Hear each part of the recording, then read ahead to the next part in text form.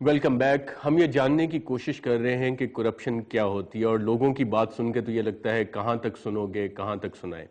شکور صاحب، آپ نے لوگوں کی باتیں سنی، ان میں سے اکثر لوگوں کا یہ کہنا ہے کہ پیسے دے کے کام سارے کروائے جاتے ہیں. کیا کبھی آپ نے پیسے دے کے کام کروایا کوئی؟ جی ایسی نوبت تو نہیں آئی، اس کی مختلف وجوہات ہو سکتی ہیں، لیکن ایک میں دو تین چیزیں اس پہ میں نے دیکھی کہ لوگوں میں شعور کرپشن کے حوالے سے پہلے بڑا. اب دیکھیے کہ ایک عام آدمی بھی ٹرانسپیرنسی انٹرنیشنل کی رپورٹ، اس کی صحت کچھ بھی ہو سکتی ہے، ضروری نہیں ہے کہ ہم اس سے متفق ہوں، لیکن میڈیا کی وجہ سے اس کو پتہ چل چکا ہے کہ پاکستان میں کرپشن جو ہے وہ بڑھ رہی ہے اور نمبر 34 پہ آیا. ایک دوسرا، لوگوں ہی کی بات سے کچھ تو آپ نے بھی ذکر کر دیا، لیکن جو مجھے ایک خاص چیز اس میں لگ رہی ہے کہ چند لوگوں نے یہاں ایک آرگومنٹ دینے کی کوشش کی، اور میں اس نقطہ نظر سے بالکل متفق نہیں ہوں کہ اگر آپ کے ذرائع آمدن کم ہیں اور آپ کی پرچیزنگ پاور کم ہے تو آپ اس کو بنیاد بنا کر کرپشن کریں. یہ قطعاً کسی طور پر فیصل صاحب، بہتر کیا نہیں یہ ہے. ایک پازیٹیو فیکٹر نہیں ہے؟ اتنے سارے لوگوں نے کہا کہ مہنگائی بڑھ رہی ہے، مہنگائی بڑھ رہی ہے، اور مہنگائی اور بے روزگاری جب چیزیں یہ کمپاؤنڈ ہوتی ہیں چیزیں تو اس سے کرپشن بڑھتی ہے. کیا یہ پازیٹیو فیکٹر نہیں ہے؟ بالکل ہے. اس کی وجہ یہ ہے، شکور صاحب کس ریالٹی کی بات کر رہے ہیں؟ آئیڈیلزم کی بات کر رہے ہیں؟ میرے خیال میں بہت زیادہ آئیڈیلسٹک سوچ جو ہے اس کو شاید آگے لے کے جا رہے ہیں. میں اس بات میں بڑا آسان سا پہلو ہے. اگر آپ صرف اسلام آباد کی حد تک ایک چھوٹی سی مثال میں آپ کو دے دوں کہ اسلام آباد ٹریفک پولیس ایک زمانے میں یہاں پہ یہ وہی پولیس ہے جو ہر چوک پہ ہر سرخ اشارے پہ کھڑی ہوتی تھی، اور کوئی پبلک ٹرانسپورٹ اور کوئی عام آدمی، کوئی موٹر سائیکل والا جو ہے وہ 50-100 روپے دیے بغیر جو ہے وہ ان کے قریب سے نہیں گزر سکتا تھا. اور اسی کے بعد یہی وہ آئی ٹی پی ہے جس کی تنخواہیں بڑھیں، جن کے حوالے سے ان کو الاؤنسز دیے گئے، ان کی مراعات میں اضافہ ہوا، اور آج آپ دیکھیں کہ وہ جو ٹکٹ ایک کاٹتے ہیں، جو ایک چالان ہوتا ہے، اس کے اوپر بھی ان کا کمیشن ہے. اور وہ کمیشن جو ہے صرف آپ کے کہنے کا مطلب ہے کہ تنخواہیں بڑھ جائیں گی تو کرپشن ختم ہو جائے گی. ایک پہلو ہے وارڈن پولیس کا ہے، لاہور میں ہے، پنڈی میں ہے، ایک پہلو ہے یہ جو ہے نا صرف ایک پہلو. دوسرا پہلو دیکھیے یہ مائنڈ سیٹ، ایک سیکنڈ فیصل، میں یہ کہنا چاہ رہا ہوں مائنڈ سیٹ کی بات ہے. مورل جسٹیفیکیشن کچھ نہیں ہے. میں اب یہی بتا رہا ہوں، یہ مائنڈ سیٹ پریکٹیکل ریالٹی بالکل اپنی جگہ پہ، لیکن دیکھیے اس کی ایک وجہ دیکھیے مائنڈ سیٹ بھی بن جاتے ہیں. چند دن پہلے کی بات ہے، ڈان نیوز پہ یہ خبر، میں چونکہ رپورٹر ہوں، رپورٹر کے پرسپیکٹیو میں بات کروں گا. پولی کلینک کے ایک انتہائی نوجوان ڈسپینسر کو پکڑا گیا اور اس نے لاکھوں روپے کی ادویات وہاں سے نکالنے کی کوشش کی.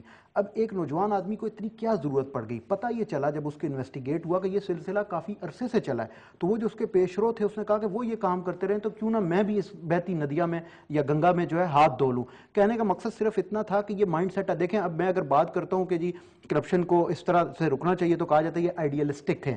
آئیڈیلسٹک قطعاً نہیں ہے. ایک عام آدمی، بازار میں بیٹھا ہوا آدمی اگر یہ بات سمجھ رہا ہے کہ اپنے حق سے تجاوز کرنا، اس کے لیے غیر قانونی ذرائع استعمال کرنا کرپشن ہے، تو میرا خیال ہے باقی لوگوں کو بھی اداروں کی بھی تو ذمہ داری ہے، ریاست کی بھی تو ذمہ داری ہے کہ اتنے آپ کو وسائل دیں کہ آپ مہنگائی پہ قابو پا سکیں، آپ بے روزگاری پہ قابو پائے. جب آپ رائٹس دیں گے تو آپ ڈیوٹیز ایکسپیکٹ کر سکتے ہیں. فیصل صاحب، یہ بھی ایک آرگومنٹ ہے. بڑی آسان سی بات ہے. یہاں پہ ایک صاحب نے یہ کہا کہ احتساب کے حوالے سے ادارے مضبوط ہونے چاہیے. بڑی آسان سی بات ہے کہ جب آپ کے سارے سرکاری ادارے جو ہیں ان کے اندر اوپر سے لے کے نیچے تک، لوگ اکثر بات کرتے ہیں وہ ٹرکل ڈاؤن افیکٹ کی بات کرتے ہیں.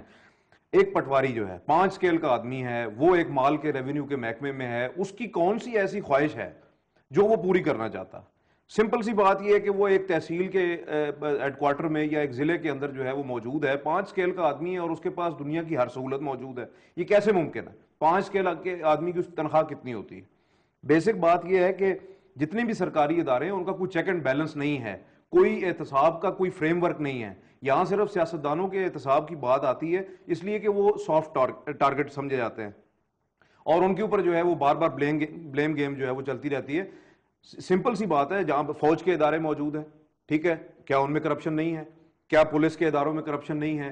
کیا؟ اور کرپشن صرف پیسے کی کرپشن نہیں ہے. میں ایک صحافی ہوں، میں ایک رپورٹر ہوں، میں اگر ایک خبر دیتا ہوں اور میں خبر جو ہے وہ بنیادی طور پہ باہر فیلڈ میں نہیں جاتا اور میں ایک خبر بناتا ہوں اور اپنے سے بنا کے اس کو جو ہے نا صرف اس لیے کہ ایک خانہ پوری ہو جائے، اس لیے کہ میں نے اپنے جو فرائض ہیں وہ پورے انداز میں جو ہے ان کو نہیں نبھایا اور میں نے صرف وہ ایک خانہ پوری کر دی ہے کہ میری حاضری لگ گئی اور دیٹس آل. اسی طرح مصنف ہے، بیک ٹو دا وہ پوائنٹ، کتاب لکھتا ہے. لوگ ہیں انہی کی طرف، میں معذرت سے آپ کی بات کا قطع کلامی ہو رہی ہے، میں ایک چیز عرض کرنا چاہ رہا تھا، آپ نے جو بات کی، آپ دیکھیے کہ لوگوں نے، بہت سے لوگوں نے کرپشن کی تعریف کی، جی دھماکے ہو رہے ہیں تو کرپشن ہے، مجھے انسیکیورٹی ہے تو کرپشن ہے، بے روزگاری کا ایک آدمی نے کہا جی کرپشن یہ ہے کہ میں بے روزگار ہوں.